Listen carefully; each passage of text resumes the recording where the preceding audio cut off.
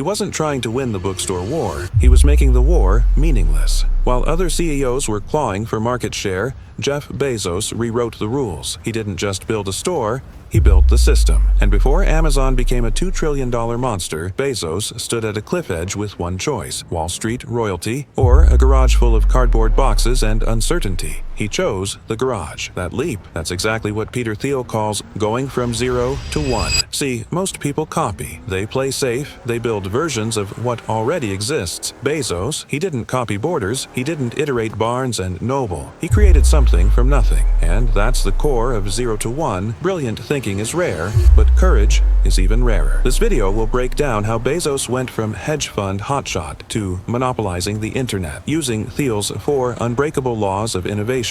But more than that, you'll see how you can spot secrets the world hasn't noticed yet and build a future others can't even imagine. Let's begin. Bezos had everything. A cushy hedge fund job, stock options, respect, but then he saw one number. Internet use was growing 2,300% a year. I knew I'd regret it if I didn't try, so he quit, packed his Honda, moved to Seattle, and started selling books from his garage. His boss told him, "This is a better idea for someone who doesn't already have a good job." But great founders, they don't wait for permission.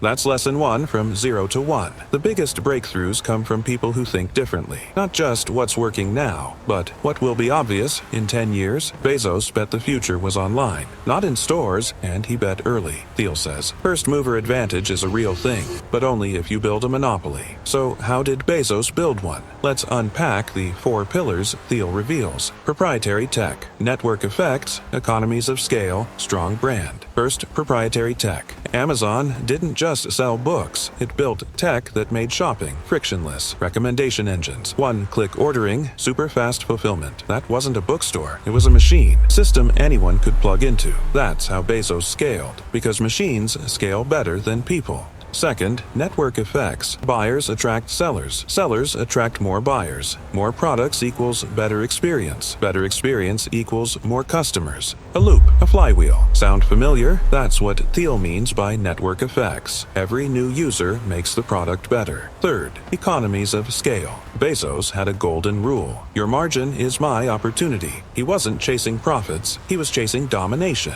More sales, lower costs, better prices, more sales. And with each order, Amazon got stronger, while competitors, they were bleeding. Fourth, strong brand. What do you think when you hear Prime? Fast, free, trusted? That's not just shipping, it's identity. Thiel says, a strong brand is the clearest sign of a monopoly. Amazon's wasn't just a store, it was the store. That's what made it untouchable. But here's the kicker. Most people still don't get what Bezos did. He wasn't trying to be better, he was trying to be different. Thiel writes, brilliant thinking is rare, but courage is in even shorter supply. Bezos had both. Because quitting Wall Street, that wasn't logical. It was bold. It was belief-driven. It was definite optimism. Believing the future will be better because you're building it. Here's what most people miss. Great founders don't throw spaghetti at the wall. They don't wait for luck. They design their future. That's why Thiel says, the best founders are both visionaries and engineers. They imagine wildly, but they build precisely. Think back to Bezos in his garage. His wife packing books, his knees as a desk, his team of 5. He wasn't playing startup. He was obsessed with the problem. How do I build the world's most customer-centric company? Because solving real problems? That's how you create monopolies. Now let's get savage. Thiel drops a truth bomb. If your startup isn't a monopoly, it's dead. Sounds harsh, but think about it. How many e-commerce sites do you visit besides Amazon? Exactly.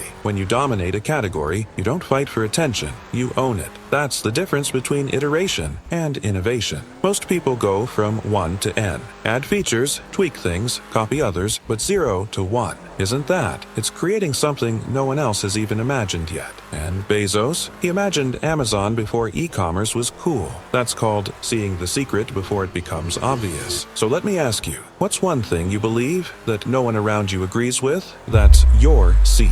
Your 0 to 1. Now water it. Here's the 4-step plan Thiel lays out. Write down a secret truth you believe. Imagine the world if it were obvious. Build something based on that truth. Sell it to 5 people and win them over. That's what Bezos did. That's what you can do. And here's the crazy part. Bezos made it this far with just books. Then he scaled to everything. Books, electronics, cloud, everything, but he didn't rush. He dominated one niche first, then expanded. That's the lesson. Do one thing so well that people can't ignore you, then earn the right to grow. Let's land this plane. You're not here to blend in. You're here to build, not to compete, but to create. Not to hustle blindly, but to plan boldly. That's how Bezos did it. That's what Thiel teaches. Let me know. You're closer than you think. Now go from 0 to 1. Go build it.